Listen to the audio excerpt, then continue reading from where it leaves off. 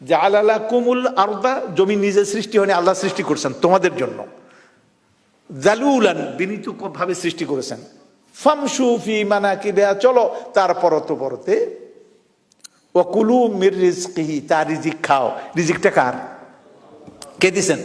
তো হুয়া দিয়ে শুরু হলো, শুরু করলেন, মাঝখানে আবার তিনি আসলেন আল্লাহু রিজকিহি, আবার শেষখানে গিয়ে ওয়া ইলাইহি, হু হুয়া ইলাইহি, মাঝখানে হু, তিনবার তিনি আল্লাহকে নিয়ে আসলেন এই ম্যাটার সম্পর্কের ধারণাটা দিতে গিয়ে, যাতে কোন অবস্থা আপনি সেকুলার না হন, কোন অবস্থায় যেন আল্লাহ থেকে আপনি সরে না যান। লা তাকুনু কাল্লাযীনা নাসুল্লাহ, আল্লাহকে যেন ভুলে না যান। প্রত্যেকটা জায়গায় আল্লাহকে মনে রাখতে হবে, স্মরণ রাখতে হবে, সেন্স অফ অ্যাকাউন্টেবিলিটি থাকতে হবে। যদি জ্ঞান আমাদের সিলেবাস যদি এইভাবে তৈরি না করতে পারি, তাহলে কিন্তু আমরা বিপর্যস্ত হলাম। আজকের পৃথিবী, জাতিসংঘ আপনাদের কিছু করতে পারবে না, কোন নীতিমালাই কিছু করতে পারবে না, যতক্ষণ পর্যন্ত কোরআন যে আমাদেরকে ধারণা জ্ঞান অর্জন করার জন্য যে সিস্টেমটা দিয়েছে, সেই সিস্টেমে আমরা না যাই, ততক্ষণ হবে না। সুতরাং এ সম্পর্কে কিয়ামতের দিন জিজ্ঞেস করা হবে, তাদেরকে শিক্ষা দেওয়া হয়েছিল কিনা, শিক্ষা দিলাম কিনা। বলে আমরা হ্যাঁ শিক্ষা, অঙ্ক বিজ্ঞান শিক্ষা দিয়েছি।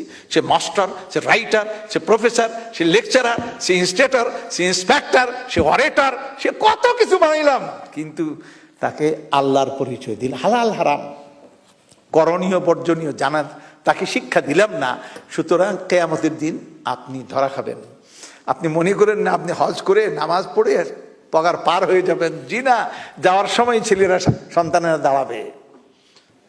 কারণ একটু আগে বলে গেছেন হাদিস, কুল্লু মাউলুদিন ইউলাদু আলাল ফিতরা।